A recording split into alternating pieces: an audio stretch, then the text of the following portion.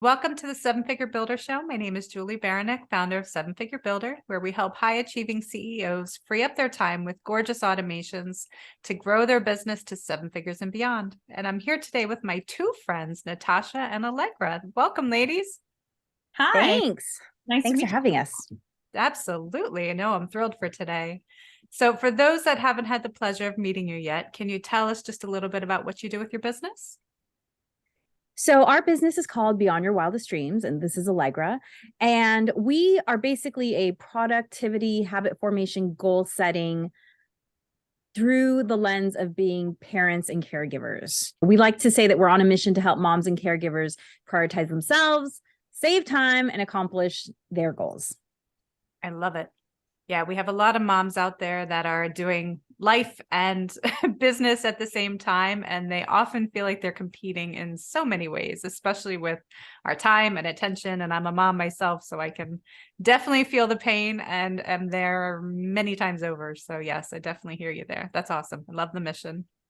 Yeah, and it was really born out of our own frustration as a mom, as a woman, a working woman, and a woman who has an advanced degree. I personally never felt disenfranchised until I became a mom because American society really does not support families. It does not support working moms. We're one of only two industrialized countries that don't have federal paid parent leave.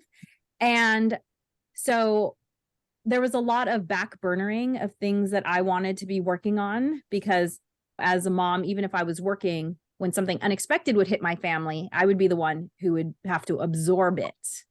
And I really felt like I was starting to lose part of myself.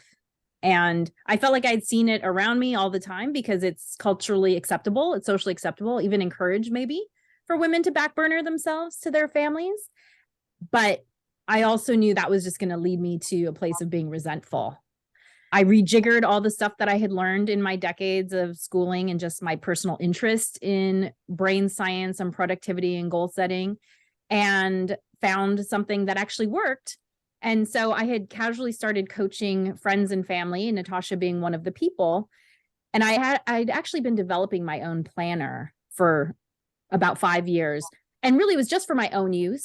But what I discovered over the 5 years was that there is no perfect planner. What one really needs is the thought process behind how to plan so that you can be nimble enough to change things when all the unexpected stuff gets thrown at you, as it often does. And so I was seeing success. Natascha being one of my quote unquote star students in terms of was really getting it.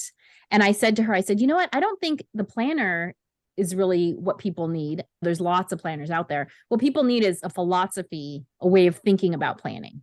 Yeah, and I like to say because I really did come to Allegra in desperation. I was like, "Girl, how are you doing this? Rocking it." She's a homeschooling mom. She's just killing it in her different businesses that she's got going on, and rocking and making time for great camping vacations and all the things that like make life fun and full too. And I was like, I'm stay at home, work from home mom, and I just felt like talk about the backburnering. Like for the last decade, I felt like that's what I was doing, and I was coming out of the fog of our kids are school age, so we're not under a mountain of diapers anymore. Like they have different needs, and I suddenly was like coming up for air and going, oh yeah, well aside from my business, like what do I want to do? I have all these great ideas that I've been wanting to follow through on, and I was looked at Allegra and I was like, she's killing it. What's she doing? And she was going ahead and coaching me, like she said, and we're different people though. So the way that Allegra does it and the system that we've developed that she spearheaded and then I jumped on.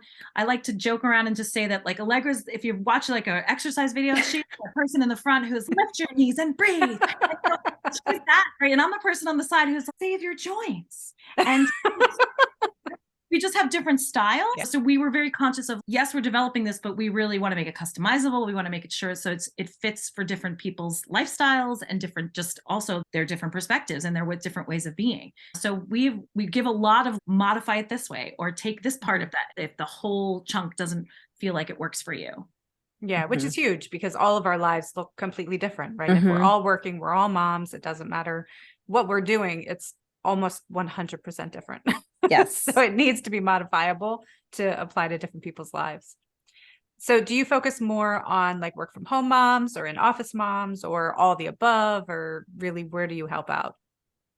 All of the above. As Natasha said, we feel like our core audience are people who are not, under a mountain of diapers. We actually just did a class, we led a class for a preschool, and some of the parents had older kids, so they understood that at 5 there's this big change in terms of how much free time you have, and at 10 another change. But some of them only had preschool age children. They were just like, I just want more sleep. And I've been there. and so part of it was just like, it gets better. Trust me, it gets better. Like, power through. That's just the season you're in right now, but it will change. That's really where one of our books, Rock Your Morning, 3 Simple Steps to Take Control of Your Morning, comes in, because we feel like the number one tool for anyone who's feeling like they're just not being taken care of is a morning ritual. It is the thing that keeps me sane. And I'm not being hyperbolic when I say that, like literally sane, is to just take an hour every morning and know that I am getting my needs met in all different ways. And this is available as an ebook and a book, but it's also available as a free video course on our website. It's just, we have 2-minute videos. There's 3 of them. You get one for 3 days in a row. And obviously it's not as comprehensive as the book per se, but if you get information better through video, right? Some people like to read, some people like to listen, some people like to watch. We just want to put it out there in different formats. And for the people listening to this podcast, they can't see how thin this book is, but this book is a workbook, and it's less than an hour read. So it's not long by any stretch of the imagination, but I do feel like it is the number one thing. It's a gift that you can give yourself every day. And as Natasha and I were talking, we do an Instagram live every Wednesday at 9:30 Pacific. And we were actually just talking about how no matter how crappy, no matter how sideways your day goes, I go to bed saying, okay, at least I have my morning ritual tomorrow. I can reset and I have a fresh start. And that ritual can be small and compact, or it can be more involved depending on what time you have. Like Allegra's rituals look different because we have different needs in the morning. My ritual is broken up into 2 parts because there's drop off in the middle of it. So so I've got it little chunked out, and really, really simple, but it's really just a way to, like she and I talked about earlier today in our Instagram live, that having the ability to go ahead and just set aside some like regular self-care, as opposed to that just happenstance, like massage a month or pedicure every once in a while. Self-care, like the regular self-care, is as important to fill up that tank and be available for yourself, your business, your family. And that's why we really love the ritual. Yeah. Go ahead. I just want to say one thing about Natasha's ritual too that I really love, is that, because it's not something that I do, and I've actually been thinking maybe I should incorporate this. So she has her ritual broken up into before drop off and after drop off, but part of her ritual is her husband and she walk the dog and that's part of their time together as a couple.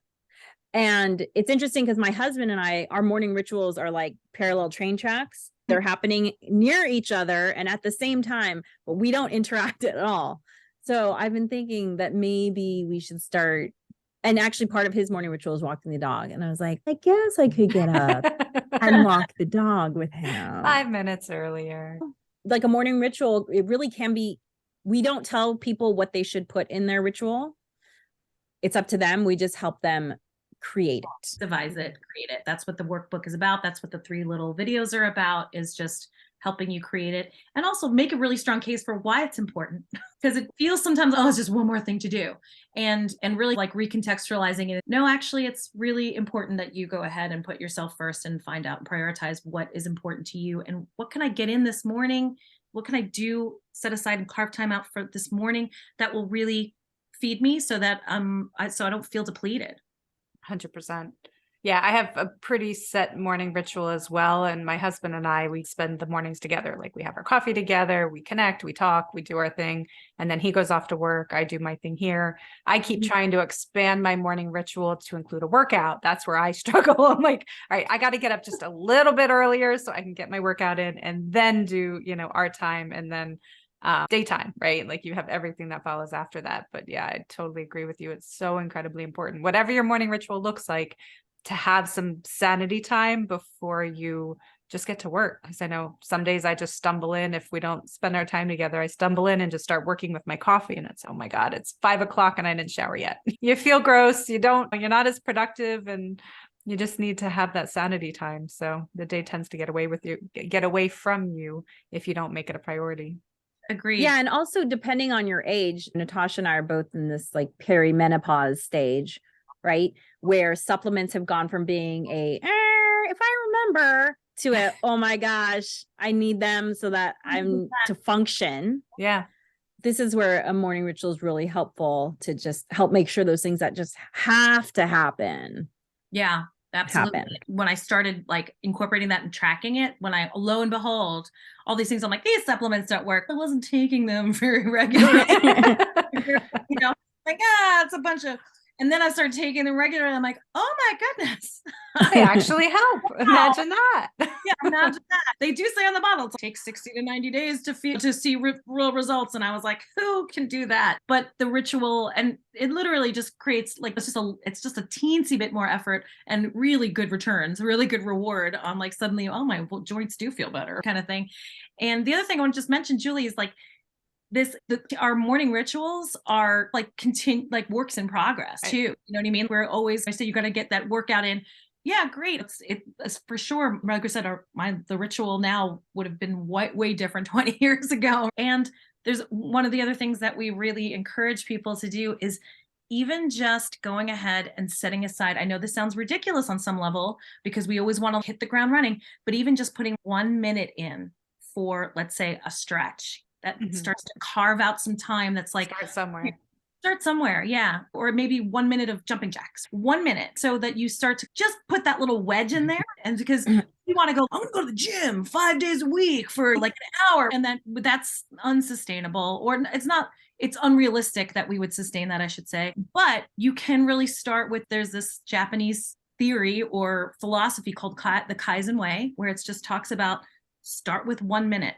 The next thing you know, maybe it's going to be 90 seconds. And then next thing you know, hey, you're up to 5 minutes. And to really let yourself have the long game, the long time kind of perspective of, instead of feeling like the pressure to wedge in a good 45 minutes. Yeah. That, and like you mentioned, you break yours up. I think of at my lunch break, my dog just walked by, for those on video. I take my dog out for a walk. I try to make that a priority too, but like those breaking up your day into having your own sanity time. And like I share with my family, if my health is not well, like my blood pressure's through the roof, whatever, I'm of no use to anybody. If I don't take care of myself, I can't help anybody else. So as a mom, as a woman, we tend to put ourselves last. We just do. And I speak for myself there, but you have to be able to prioritize. I don't think you're yourself. just speaking for yourself. And everybody else out there listening. Yeah. But it's very easy to do. And if you don't put yourself up there and take care of yourself, like I said, you can't help anybody else. Yeah. We say hashtag put on your oxygen mask first. Yeah. All the time, because you can't help anybody if you're dead. Truly. I know. It's the truth. So what do you find? I don't know if this is somewhere you delve into, but on the friend level, like I know it can be very isolating being in business and just you feel like you're talking sales, so you don't really connect with people. But is that something you have any tips for people that want to reach out at this point in their life and kind of broaden their friend circle? Yes, actually, one of the things that's in my weekly plan is to call one person that is out of state or out of the country. Just so, one of the beautiful things about the internet and inexpensive long distance or free long distance calls. I grew up in the age when I had a friend in London and our telephone call bills were like $200 a month. Yeah. And so it's very different now that you can just call anyone and it doesn't cost anything really. But you still have to make the time. And we often say, if you say it's important, but you're not making time for it, then it's not actually important. Right. So I write down one name in my planner for the week and I find a time to call that person to connect, right? Because we do have so many more relationships that we're able to keep up than we were able to do in the past. And it's so important to do that because I think we take for granted. I really work to stay in touch with my cousins because we do have family members in common that we help to care for. And that just works a lot better when our relationships are nurtured as cousins. It's a lot easier to ask someone like, hey, can you do this really time-consuming, expensive thing when they actually care about you. So that's one thing. But the other thing too is I'm a huge fan of the Buy Nothing community. Natasha's, oh, I did not know we were going there. Go for it. I should have assumed though, because it just Maven. Yeah. So Julie, I don't know if you've ever heard of Buy Nothing. Fill me in. Okay, so Buy Nothing is a movement that started about a decade ago with two moms in Washington who were just like, God, we have so much stuff as moms. It'd be nice to just have a way to hand this off to someone else who needs it. And so they created a gifting community within Facebook where it was literally just ask for what you need, gift what you have, no questions asked, no money exchanged. That's awesome. And it grew very organically. It has since changed. I'm not going to talk about the new format, which involves an app. I'm just going to talk about the Facebook group format. So I, for years, was looking to see if there was a Buy Nothing group in my community, and there wasn't one. And so finally, when the pandemic started, I said, I'm just going to start one in my community.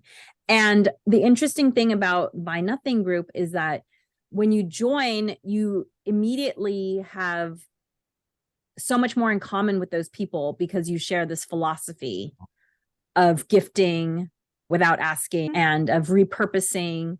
And so I have made friends in that group so quickly just because, and there's some people because you have to be within like a certain area. Yeah. So there are people in my you neighborhood. find local people. Local Really people, local. right? Yeah. So it's hyper. Hyper local. So we're in Los Angeles, obviously big city. So you're not exchanging with somebody who has to drive 10 miles or more to come. Like it's very local. So it makes it efficient and more eco-friendly, but also, hey, people in your neighborhood. You exist. Yeah. Who have some values that are similar, right? Yeah.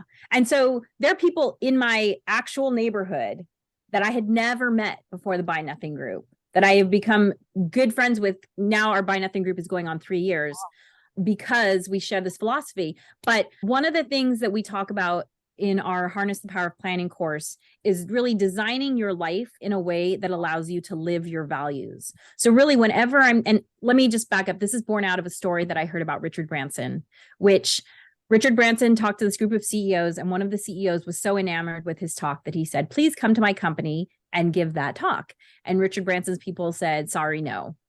And then he said, okay, how about if I offer Richard Branson this huge amount of money? And they said, sorry, no. And then he said, okay, open check. What will it take to get Richard Branson to come to my company? And Richard Branson's people said, sorry, we weren't clear. Richard has 4 goals that he's working on. And if an activity does not support one of those goals, then it's an automatic no. And so when I heard that story, I thought to myself, that's the sort of clarity that I need. Those are the sort of boundaries I need to be able to say no quickly. And I am not the person who does wine night. I'm just not a drinker. I don't like to go out at night, but I love to be in the outdoors and I love to hike. And so when one mom put in the Buy Nothing group, hey, I'm looking for a hiking buddy, it was an immediate yes, because it allowed me to live my values of being outside. It allowed me to live my value of getting an activity. And I was going to get to know this person who 3 years on now has become a very good friend that I do a lot of different things with. And once a week, she and I and a few other women now, the group has grown. We do these sunrise hikes. And our goal is to do 30 sunrise hikes in a year. And then we reward ourselves with an outing at the end of the year. Awesome. But the Buy Nothing group has been an amazing way to make real friendships quickly because you get through all this other stuff because you already know that you're philosophically aligned. And I think something that, just to piggyback on what Allegra said, like to go ahead and it sounds almost maybe too structured. Oh, I'm going to go ahead and dedicate this week to talking to this person or that kind of thing. But I find that if I don't structure that in, if I don't go ahead and have it used to be a weekly hike with a friend. Our life has gotten a little bit crazier, but now it's a monthly hike with a friend that we have like this ongoing thing. If I don't have that structured, if I haven't put it in a place in my schedule where it exists outside of just, oh yeah, I got to do that, or it on this, oh, I really mean to do that type thing. If I don't put it in existence, it just another month goes by. So whether it be a coffee date that, I have my next door neighbor and I, we basically want to get together once every 3 months. Like we want to have every 3 months we go out and have breakfast. If we don't schedule that in, and same thing with a friend of mine who we try to go and have a mani-pedi so that it's really more about us getting to sit next to each other and talk. But if we don't schedule that while we're leaving the previous mani-pedi, if we don't put it in the calendar and make the appointment, then I can tell you when we first were like, hey, we're gonna do this every month. That's it. 1 year later. Yeah. Our calendars, but it would just go by and be like, oh girl, I can't do it, that kind of thing. But we made the appointment at the nail place in that moment, looked at our calendars. Yeah, we've had to reschedule it, but it just puts it in existence in another way. And that would be our biggest, I think, tip, is to just kind of find a way to structure it in such a way. Same thing with like date nights with my husband. Like we've been saying for forever, let's have an ongoing date night. This year, finally, I was like, we're going to have 12 date nights this year. That sound like a lot to some people, but that's 10 more than we had last year. You know what I mean? So that kind of thing where you just have to find a way to structure it in it doesn't have to be like rigid, right? But it just so that it taking a priority. Yeah. Priority and then put it in existence. So that's the thing. That's the key for me. It's not just, oh, we should do that, but we're specifically doing it the last Friday of every month or something like that. Right. Putting it in the calendar. Yeah. And so I think that goes with friends too, and finding those friends. We've all probably been through the process of mom dating, just going on a first date with another mom and being like, oh, is this going to work out? Like, I know, am I going to like you? That kind of thing. In different stages, at different ages and different stages, we find different people that I think we gel with, and then sometimes not so much. Different seasons, it depends. And going back to the Kaizen way of thinking, right? Natascha and I met now 10 years ago, right? Yeah. And we saw each other maybe once a month, maybe quarterly. It was very regular. And then we joined like a family group, a social group together. And so then we were seeing each other once a month regularly. Mm-hmm. And then at some point I started coaching her. And then I said, I think this could be a business. Would you be interested in doing it with me? And part of the appeal of doing this business was to spend more time with someone that I like talking about things with. And Natascha brings interesting articles to my attention and vibing back and forth. And this grew slowly over a long period of time. My friendship with these women who hike, it's like we started out hiking and for a while it was just 2 of us, and then became 3, and then became 4, and then we let's do it more often. And now let's play tennis together. And pretty soon we're going to be like road tripping across country together, probably. That sounds awesome. But you have to start with these little bits and see if it's working for you. And if you want to expand that bit, it is this. And we talk about this in both of our books, that the conventional wisdom is that it takes 24 days for you to establish a new habit. And that's just not true. It takes much longer than that. But I feel like people knowing that it takes much longer than that is half the battle, to just realize that changing behavior takes time, and to take the pressure off yourself to expect yourself to immediately change. Like you're literally moving around these bundles in your brain, carving out new habits in your brain. And that only happens as fast as it happens. And you can't really speed it up. Yeah, you can't force it. No, you can't force it. So it just takes time. It does, for sure. So speaking of prioritization, what is your take on to-do lists? How do you find that they help people? Initially, to-do lists are helpful because it's always helpful to put something down in writing, right? Like when you have all of these thoughts in your head about things that you need to do and you don't put them physically anywhere in writing, it's like having all of these open tabs in your brain, right? And you're like, oh, I have that thing and I have that thing and I have that thing. So it's actually a great de-stress activity to just do brain dumps and get information down onto paper. However, once you've done that, then what do you do? Because you end up with this list that looks like this, write a thank you note, paint cabinets, pick up contact lenses, work on business automations, walk the dog, repot the fern, buy that gift for your friend, brush your teeth, order pencils, buy dog insurance, schedule a haircut, write a business newsletter. That's just like very random. Right. And so we have 3 very specific tips to help people take that randomness and cut it down and think about it strategically, and then to put it into existence, as Natascha was saying, into their actual calendar. And so, like, for instance, one of the things that we talk about in terms of doing it strategically is looking at tasks and thinking to yourself, is this a deep task or a shallow task? Right? And by deep or shallow, we mean, what kind of attention span do you need to have in order to do this work? But also, how much output do you have to create? Like, for instance, I write 3 times faster in the morning than I do at night. And so if I want to work fast, I'm absolutely going to do that in the morning. Now, creative thinking has been shown to actually be stronger when you're a little bit tired, because you make these like loose connections between things that you might not make when you're super alert. So if I have to do brainstorming, even though in some ways that's a very creative task, I should actually do that when I'm a little tired so I can be more free thinking, right? So to just think strategically about what kind of attention you have to give to a task. So then you can say to yourself, okay, business automations, that's going to be very text heavy.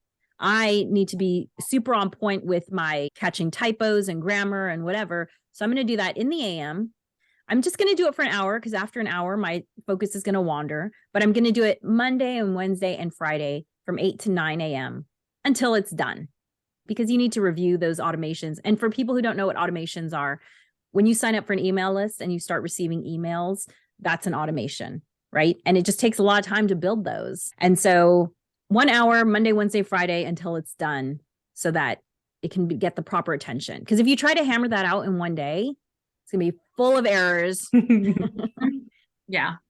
You're going to be sending people 3 emails instead of 1. So it takes a minute to start to shift into, is that a deep task or a shallow task? And looking at things that way, as opposed to just, oh, I can squeeze it in. I can squeeze this in here. I can squeeze that in there. And I tell the story all the time. I sometimes write reports back to my clients and just give them like either updates, or I do a monthly report for myself.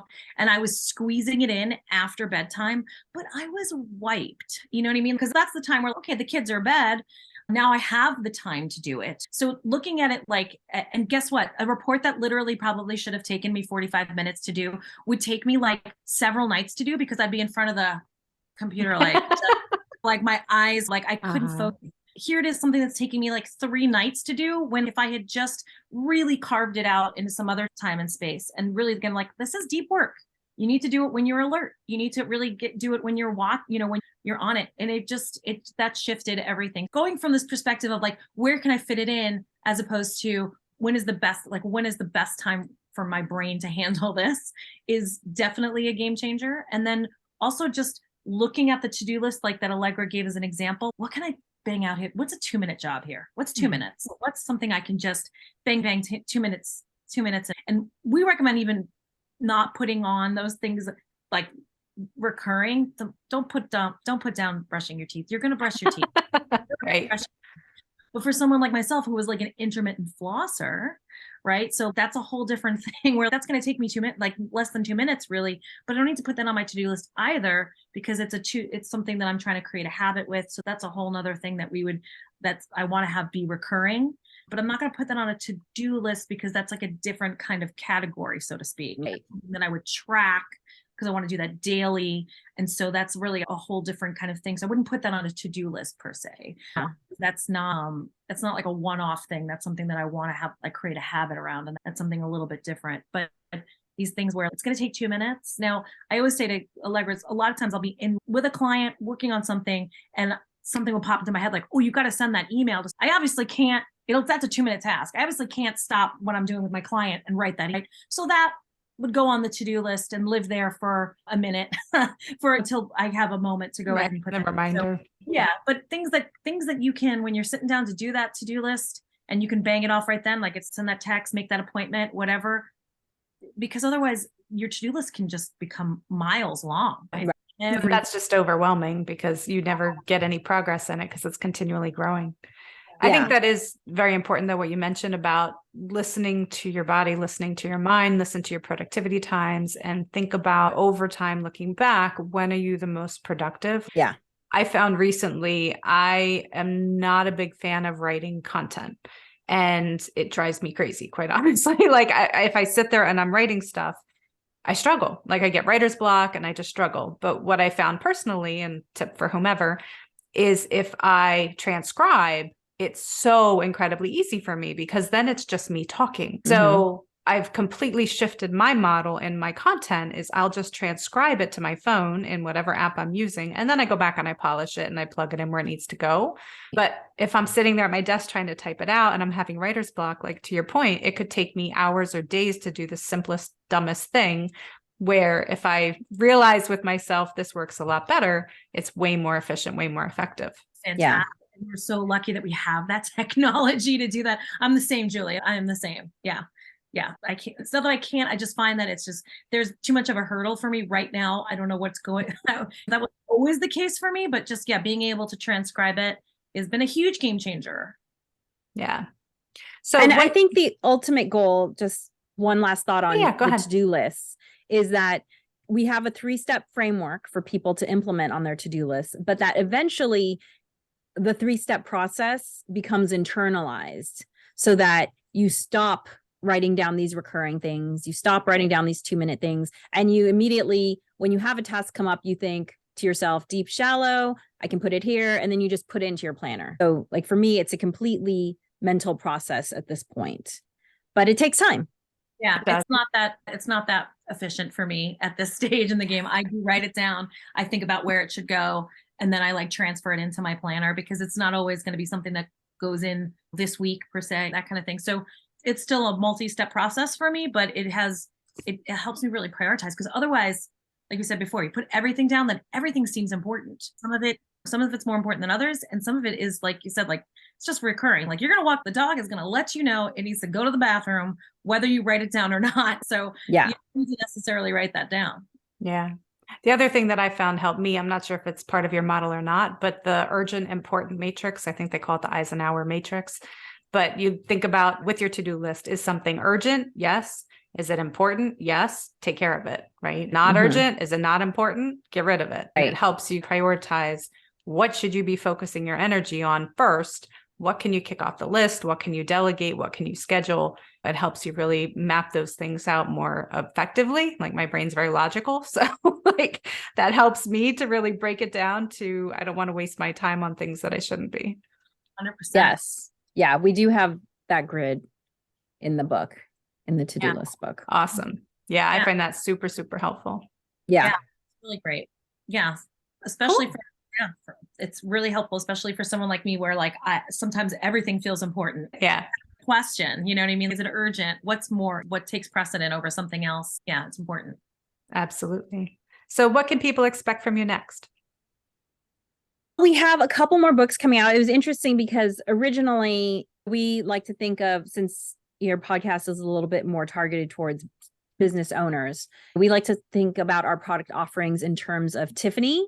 Tiffany has the key ring that gets you in the store, and then maybe you'd get yourself like a nice plate or a bowl as a wedding gift. And then at some point, maybe you're going to get a ring or a bracelet. So the different tiers of products. So we started out with so I know some people start with building their audience, but we wanted to have a proof of concept first because we were creating something that had never existed before.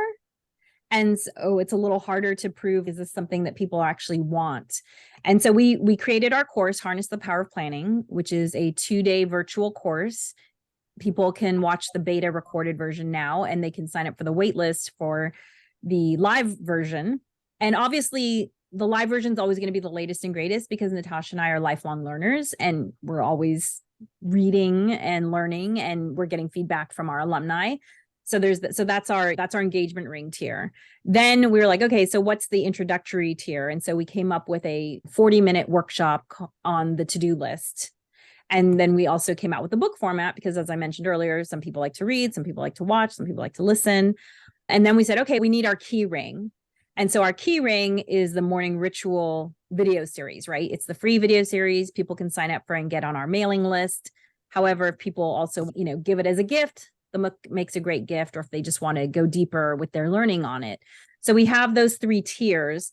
However, the unexpected thing, and if you've been an entrepreneur for a while, I've been an entrepreneur now for 22 years, right? You learn that you pivot because unexpected things happen. What we were surprised by was when our 3-2-1 Done book hit bestseller in multiple categories on Amazon. And we're like, oh, we were only going to write one of these. Sounds like a trilogy. Yeah, so we've got a bunch of book series ideas that kind of hit different categories. So we'll have some more coming out later this year as well. But yeah, so that's what's up next for us, is going ahead, and we're taking the course itself. Like she said, that's the engagement ring level, and it's this 2-day course. And it is, we like to talk about it like as a life design course, right? So it's not about productivity and making you a productivity robot and output and all that kind of stuff. It's really about thinking of your life as like, how would I design my life if I got to design it?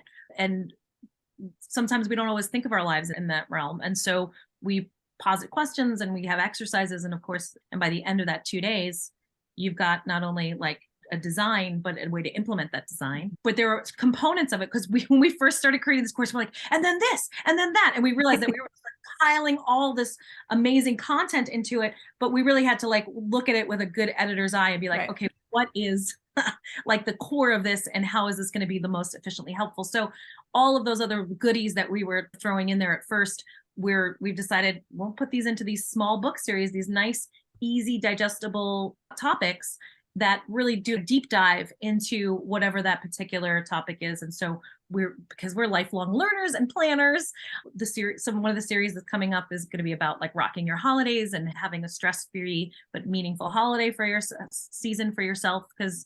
And we've got plenty of other book titles as well too. So we've got a bunch of different topics coming up later this year. Awesome. Yeah, because so much about productivity and goal setting and habit formation is based on business. So we do take the more personal approach, like how can you apply these things to just making your life work better? Because that was a big aha moment for me about 6 years ago. Was I was thriving in these business areas, but my relationships weren't as good as I wanted them to be, and my health wasn't as good as I wanted it to be. So I was like, why don't I just take all these goal setting and habit formation things that I do for my work, for my business, and apply them to my personal life? And that's when my relationships were improving and my health was improving, and I just felt more fulfilled personally. And so really that's what we're trying to do, is just take a lot of the stuff that is taught to people who are project managers or in MBA school and apply it to everyday life. Awesome. I love it. Yeah, there are so many crossovers from what we do in business, and we don't really think about applying it to our life because life just tends to happen. But when we have things that work so well business-wise, it makes a lot of sense to incorporate them into our personal lives and improve the quality of our personal lives as well. So I think that's pretty awesome. So if you had the attention of the whole world for 5 minutes, what would you tell them? Ooh, that's a great question. We'll probably have different answers because you each can answer it. How about that? Okay. I would say to become fulfilled personally. I believe that life is just about becoming the best version of yourself and then sharing that with the world. And I just love to imagine what the world would be like if everyone felt fulfilled and happy with how they spend their day. And that doesn't mean being rich, because I've traveled all over the world, and happiness in people who do not have material wealth.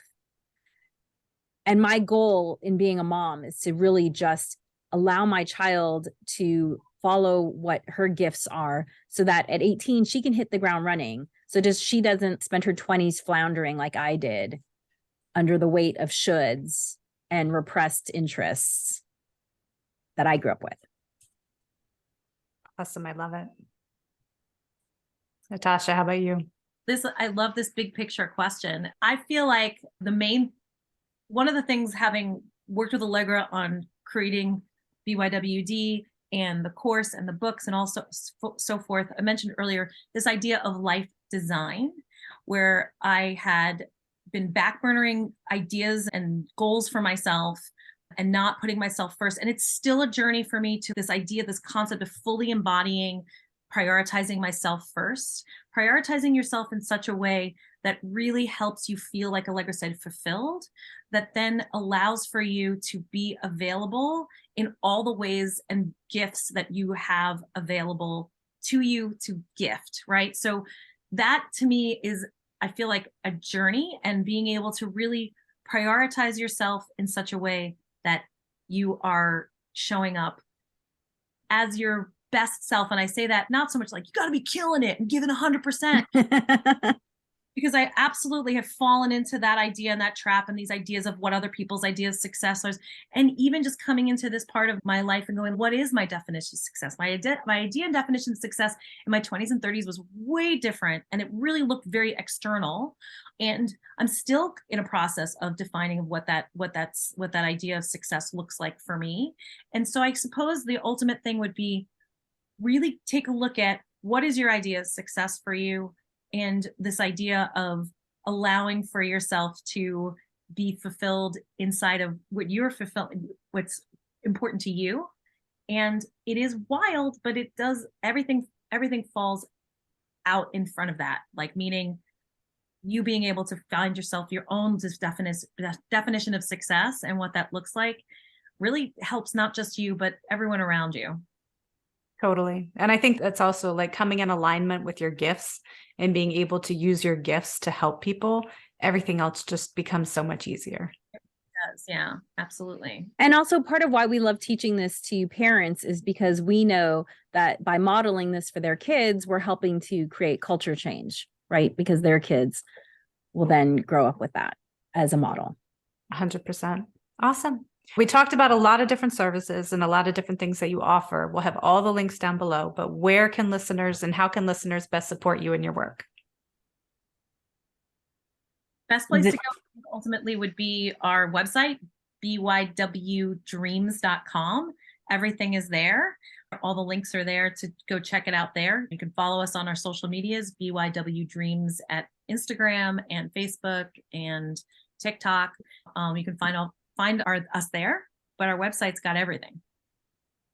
Yeah. And we're really for the business listeners, we have our proof of concept. We have this amazing feedback. We have these testimonials where people literally use the word life-changing for our course all the time. And that's a hard thing for me to admit because that sounds so braggy. So I'm just going to put that out there. But now we're in the building our audience stage because we just want people to get to know us. If you're ready to go all in and buy our books and sign up for our wait list or take our video course, do it. You won't regret it. We've never heard anyone say they didn't learn something, no matter where they were on their journey of planning, goal setting, planning, productivity. But also they make fantastic gifts. We have been getting a lot of people giving them as gifts. So if you need a gift for that person that has everything, here you go. I love it. So yeah, we'll have all the links down below. And I love what you girls are doing. I'm so excited to see what's coming out next and the books that you're working on, and can't wait to share that with everybody. And I appreciate you being on today. So thank you very much. Thanks for having us. My pleasure.